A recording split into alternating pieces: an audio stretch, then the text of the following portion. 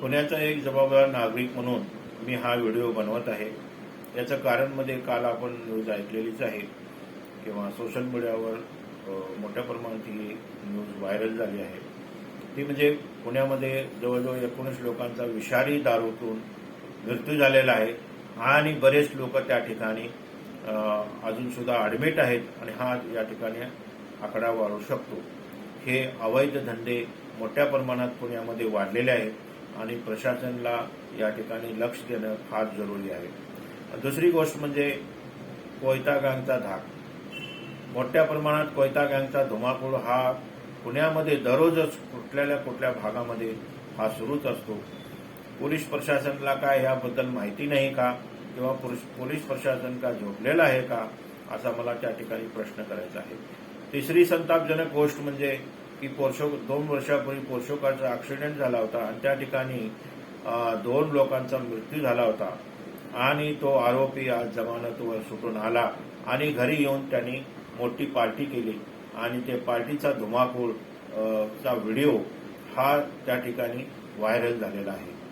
ही संतापजनक घटना आहे. मी याचा निषेध करतो आणि ही आपली महाराष्ट्राची किंवा पुण्याची संस्कृती नाही. याच्यापुढे कोणी अशा प्रकारचा धिंगाणा घालू नये असे मी त्यांना नम्र विनंती करतो. तिसरी गोष्ट म्हणजे पुण्यामध्ये भाजपाची सत्ता आहे आणि भाजपाच्या सत्तेमध्ये दोन्ही महानगरपालिकेचे महापौर हे भाजपाचेच आहेत आणि त्याचबरोबर या ठिकाणी आमदार आहेत, खासदार आहेत. केंद्रीय मंत्रिमंडळामध्ये खासदार श्री मावळसाहेब आहेत. महाराष्ट्राच्या मंत्रिमंडळामध्ये श्रीमती माधुरी मिसाळताई ह्या मंत्री आहेत. काही खासदार आहेत, काही आमदार आहेत. फुल मेजॉरिटी ही भारतीय जनता पार्टीची आहे. भारतीय जनता पार्टीचे असले तरी बाकीचे सुद्धा पक्षांचे या ठिकाणी नगरसेवक आहेत.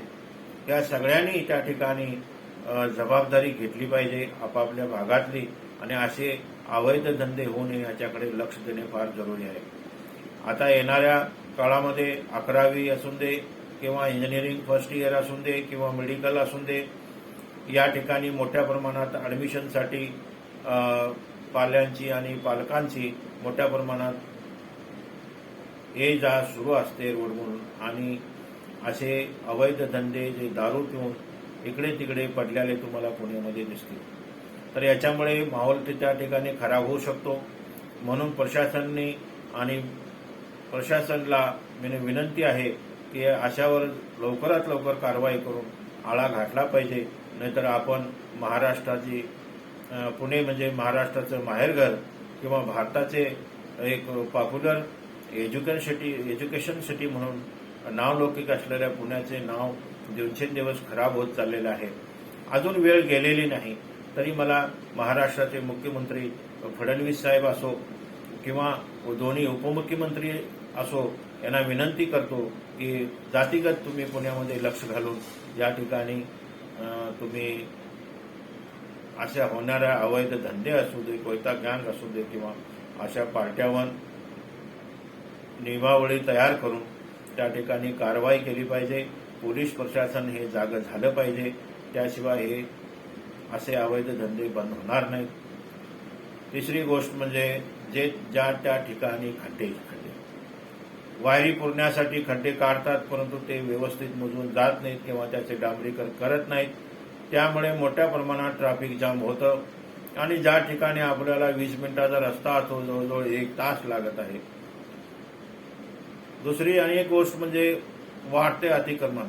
लोक बिझनेससाठी बाहेरून इथे येत आहेत आणि त्यांची संस्कृती उत्तर भारतातली संस्कृती आहे ज्या ठिकाणी बोर्ड लावायचं, रोड जाम करून ठेवायचं आणि ती संस्कृती इथं पुण्यामध्ये सुरू झालेली आहे की लगेच अतिक्रमण करतात.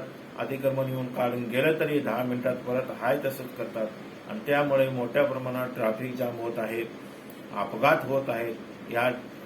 याच्यावरही प्रशासनाने लक्ष देणं फार जरुरी आहे. म्हणून मी हा व्हिडिओ बनवत आहे. हा छोटासा व्हिडिओ आहे तरी माझी नम्र विनंती आहे फडणवीस साहेबांना, तुम्ही जातीगत लक्ष द्या आणि पुण्याचं नाव खराब होत चाललेलं आहे, त्या ठिकाणी कुठेतरी थांबलं पाहिजे आणि पुन्हा पहिल्यासारखाच झाला पाहिजे अशी मी तुम्हाला नम्र विनंती करतो.